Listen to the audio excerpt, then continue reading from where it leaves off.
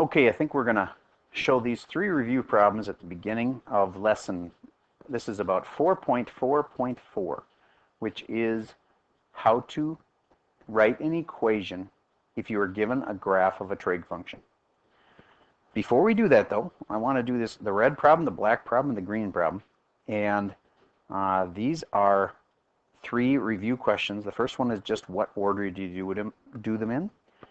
The black one here was the second one I wrote down, and that's the one where you graph sine, exactly 1 period of sine, but it has all these changes to it. And then the green one, secant, graph secant, with only that one change to it. Okay, I'll pause for a moment while you finish those up. Okay, so here we go on the grading. The first problem we did, the red one, where we wanted the order. This thing on the inside here, that is a 2, and that seems like it makes it twice as wide. I like to always write this out as I do these. Horizontal on the inside and vertical on the outside. That reminds me what words to use. The thing on the inside is a horizontal something or other. Is it a horizontal stretch or a shrink? Horizontal shrink. That means it needs a factor. If they don't have this word factor, take off a half a point. Factor 1/2.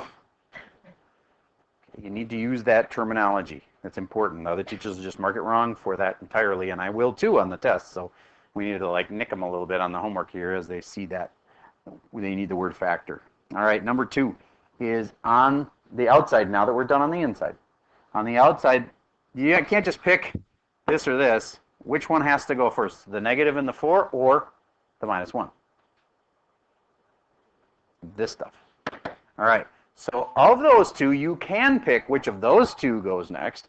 And I recommend you stretch before you flip, just because I think it actually works easier to stretch it when it's still before you flipped it. Flipping it makes it all opposite of what you're used to. And so anyway, but these 2 steps can be reversed. I'm going to do vertical stretch factor. Don't nick them again for another half a point. If they forgot the word factor, they already lost the half above, I'm sure. Factor of 4. And then the other thing is the reflection. I would call it a vertical reflect. If they chose to go over an axis, then they are risking saying the right axis. If it's vertical reflect, that means up-down reflect. That means over the x. If they wanted to say reflect over the x-axis, that's okay. Vertical reflect would have been good enough. Then number 4, the last thing is down 1. And why do we care so much about order? Because the order in math makes all the difference. If you do this in the wrong order, you won't get the right answer. It'll move your graph to the wrong spot. Okay, that's number 1 of our 3 questions. Here's number 2. The graph of sine. First of all, they needed a few key features. First, they needed to have this numbered, and the numbers will change in a second, so don't grade it yet, but it starts with 2 pi, and pi over 2, and 3 pi over 2. And then this needs to be a 1 and a -1. Okay? Now that's going to all change in a second, no? So this 3 up there, not the negative, but the 3, tells me this should be a 3 and this should be a -3. This 2 here, I use this formula all the time when I do them to keep from making a mistake, and I hope you do too. Period of this is 2 pi for sine over this. So divide it by 2, also known as multiplying it by 1/2, and that tells me what to do to everything. And so my new answers for their numbering here should be pi over 4, pi over 2, 3 pi over 4, and 2 pi over 2, which reduces to just pi. Okay, if their numbering was off, cross off where their numbers were wrong, and then mark it wrong. But don't just mark it wrong. You got to tell them what was wrong. Okay, is that everything? No, it's close to everything. The last part is the flip. That negative there means it should be like this. And technically, this, well, not just technically, I hope they took that out. If they left their original sign in there, take off half a point. You cannot leave the original graph in there. You have to get rid of it. Okay, next one. Secant. Oh, need some clarification on this. What? Any other questions on this one? All right, then, I'll move on. Your next one is secant. Oh, wait, where is it? There it is. And secant is the one that rides in the back of cosine. So I personally would have started with cosine, but then they need to erase it later. And then I would have drawn my sister function riding on its back. So like this, this, and that. And it needs asymptotes in there. Asymptotes in there. Okay. Notice the black one is cosine. We don't really need that anymore. But I'm going to use it to help me remember what these key spots are. This is 2 pi. Halfway is pi. This spot in between is pi over 2. This spot, 3 pi over 2. Now, I'm going to renumber those, though, with this. This should be a 1 and a negative 1, of course. These get renumbered because I have to multiply them all by a fraction usually, or in this case, period, 2 pi over b, b is 1/3. Divide by 1/3, same as times by 3. Times everything by 3.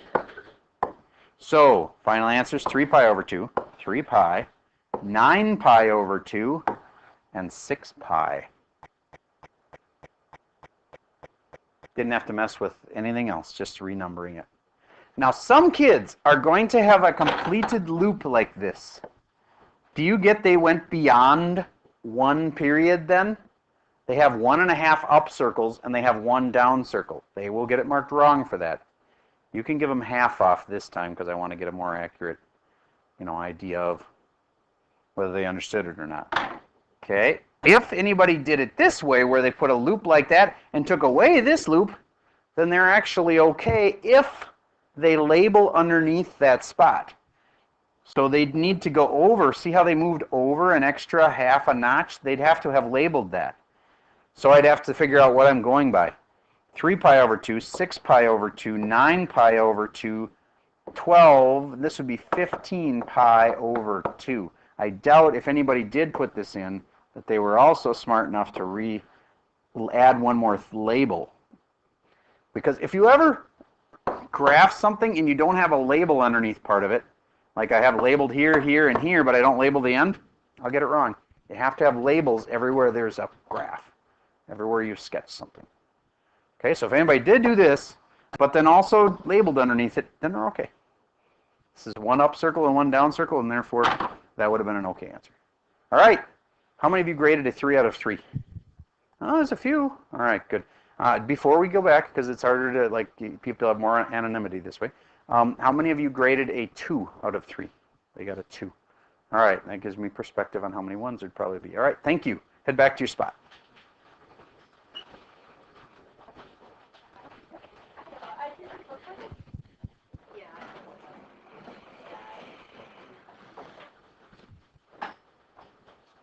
Okay, now, perspective.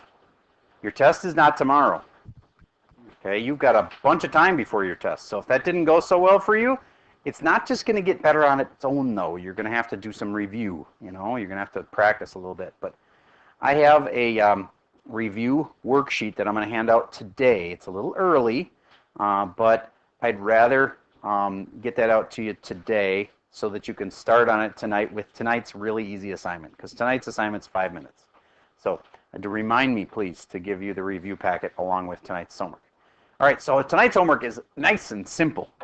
If I give you a picture, you have to tell me what the equation is. I'm going to give you some really simple ones to start with. And I'd like you to turn it my way and tell me what you think it is. All right, start with an easy one. There. You should be able to tell me what that is. Turn it my way, I'll tell you if you're right or not. Yes, you may. You got your own treasure? Yeah. Good. That's what I was looking for. Yup, yup, yup, yup, yup, yup, yup, yup, yup, yup, yup, yup, yup. See, it can be that easy. Good, good, good. Okay. Now, what if I change it just a little bit? You all knew that was cosine. What if I change it just a little bit and I number it this way? 3, -3. Now, what is it? Yep, all I have to do is throw a what in front? A 3. You got a 3 in front now. Get what I'm saying? Okay, what if instead of the ending number, which is normally 2 pi, this will be a little trickier. What if there's a pi at the end? That changed this number, right? Figure it out.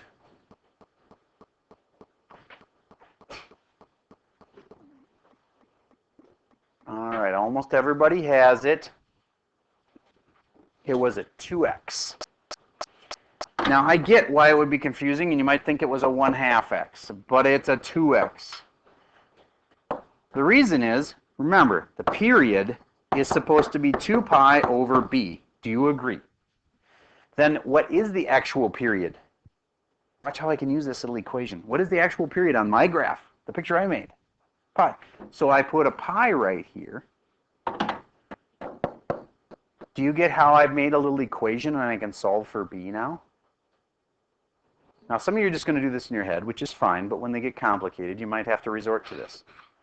Period is 2 pi over b. Well, the period was pi.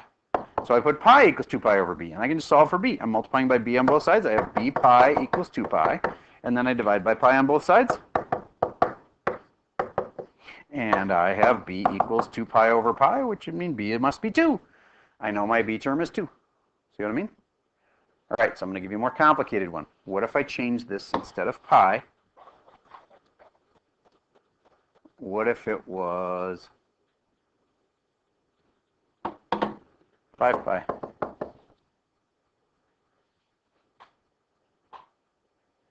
Well, you know it's b term is what you're trying to figure out. Write the formula, stick everything you know in the formula, and solve it. Find b.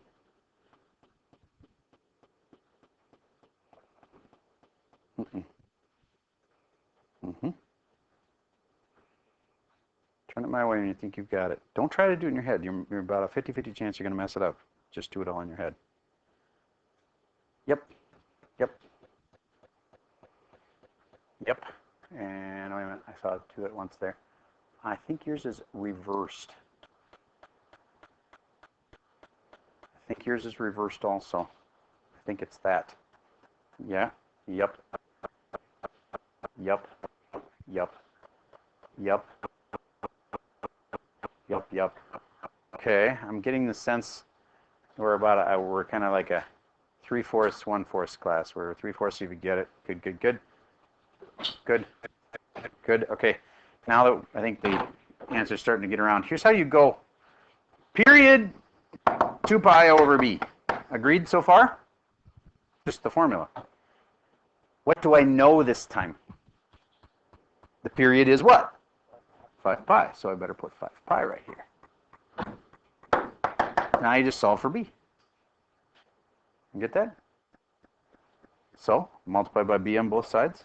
I'll have a b here and a b here, and then we'll cancel that. And then I want b alone, right? So I divide by 5 pi. And I know you can kind of guess and check these things, but that's the mathematical way to get 2/5. B was 2/5. All right, one more like that, except from the beginning. Here's my picture. Here's 5, here's -5. And this ends at 3 pi over 2. That is a weird one. You're going to need to use that formula method I showed you. And your final answer is a equation. Y equals blah, blah, blah. Pause for a second while you work on it. All right, so let's see how you did on this one. I did distract you with that question, but so we have, I'm hoping you noticed it was sine. How many at least caught that much? Okay, good. Then the 5 and the -5 throws a 5 in the front. I hope you got that. That's really easy. Then the only question is, what little number is in front of there that messed with my period? So the b term is what I'm missing, right? So then, to figure that out, I would set period equals 2 pi over b, and I don't know b, but I know the period. The period, I can look at this number right here, and it's 3 pi over 2. So then the question becomes, can you solve that for b? I can. I'm going to multiply both sides by b, and then I'm going to clear my fraction. I could clear my fraction first if I wanted to. I could actually clear my fraction by multiplying by 2b on both sides. That would fix my fraction. I've taught you this on my top 20 sheets. The b would cancel the b that way, and the 2 would cancel the 2 that way. And look, my fractions are all gone. I multiplied by both denominators. Okay? And then it's b times 3 pi equals 2 pi. And then I divide by 3 pi on both sides. And that cancels, and the pi's cancel, and b must have been 2/3. How many of you had that right? All right, only about a half of you. I think it's because the other one you were able to guess in your head and you didn't have to use this equation method to do it. I'm going to give you one more like that. It's going to be another one of these kind, and this time it ends at 9 pi over 2. Don't try to just guess it in your head. Write the equation out. Periods 2 pi over b. Stick in what you know. Solve it.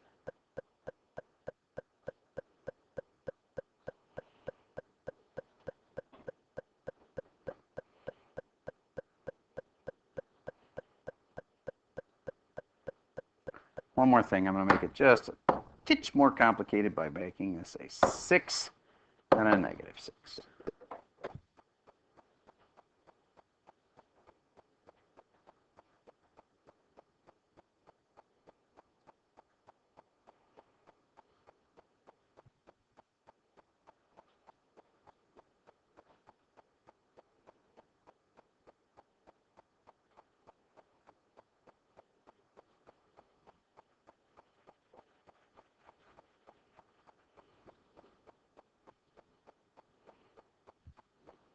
This time, I'm going to ask you to compare with the person that is sitting, you're going to be sitting in front of each other. So it's going to be like this, person 1 and 2 in the row, you're comparing.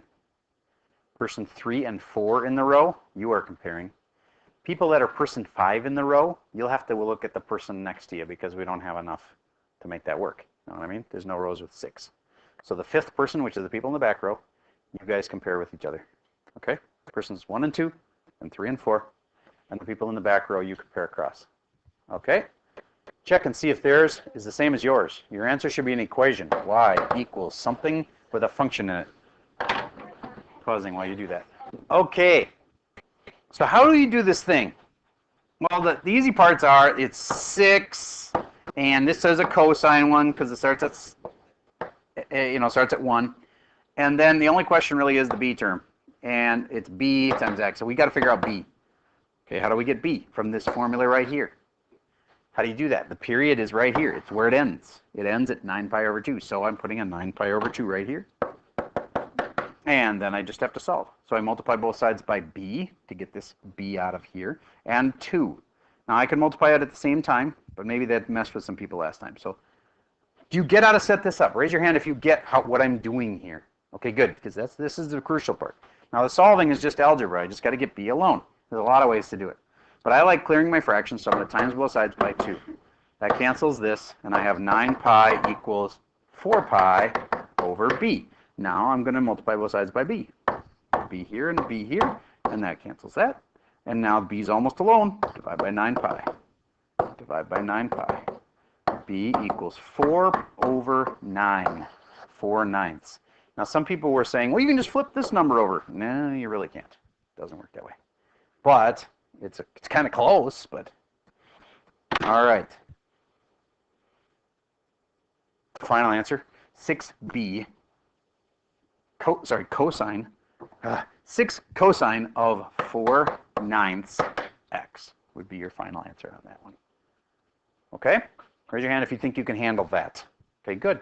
Then that's the only new thing for today, and let's look at the assignment together. It's easy, 4.4.4. Got a lot of symmetry in that. And it looks like this. And there's only, I'm not going to do many because there's only, how many? There's 9 questions. And they go really fast if you know what you're doing. So, okay, this first one. Look like sine or cosine to you? It's all about this spot right here. You look at that spot. At 0, did it start at 1 or 0? Start at 1. Therefore, it is cosine. And is it just cosine, though? Well, did it get stretched? Didn't get stretched on the outside because this number is a 1, just like you'd expect it to be. How about this way? When should it have finished up? It should have finished right there. And that means its period is pi. So that means we can do that little formula thing and go period equals 2 pi over b, and you can solve for the b. I know the period of this guy is pi. Pi equals 2 pi over b, and then solve for b. I'm really scared if you can't solve that for b. You multiply by b on both sides, and then you get the b alone by dividing by pi. All right. Your answer will be cosine of something x. Once you've solved for b, you put it right there. All right. This one, it's kind of a trickier one because some kids are going to look at this next problem and say, oh, well, this thing finishes. I don't know why my screen is blue and I can't stop it from being blue, so I'll just go with it. Let's see. Do you get how some people are going to say, oh, so the period's 2 pi because it's ending there? It's not a complete cycle. From here to there, it's half of the period. You know what I'm saying? It's only halfway done with its cycle. So this one's a sine graph. And has it been stretched this way? No, it's still going to 1, just like it's supposed to be, and down to -1. So no number in front. It does have a b term we got to figure out, so that's the question. And what's that formula you use again? Period 2 pi over b. And what's the period this time? And don't say 2 pi. Period's 4 pi. Because we're only done with half of a cycle here. By the time it finishes and goes back up to the top, we'll have had 4 pi. The period of this picture is 4 pi. Then you can solve for b and you'll know what equation to write. The third problem is super easy. It's just got a vertical stretch. Piece of cake. How do I know that it didn't get stretched the other way? Because you start here and you end here. That's one cycle. Finished at 2 pi, which is just like it's supposed to. So its period is normal. So the only thing that got changed was the height of it. All right, I think you get the idea. So what are we doing for the rest of the time? I'm going to hand out the packet for the review so you can start that if you want to tonight because it's a longish packet. I don't suggest you actually finish it tonight. Don't, because then you'll have nothing to do to study for the test. But if you want to get started on it, I think that'd be a good idea since tonight's homework is so small and easy. You get some of this packet done today. It'll stick better too. I've told you the research on this. You study 10 minutes per night over the next 4 nights. You'll have done 40 minutes and it'll stick for about a week compared to you study just the night before. It'll stick for 1 day. All right, so spread it out much better. All right, that's all I have for the video for 4.4.4.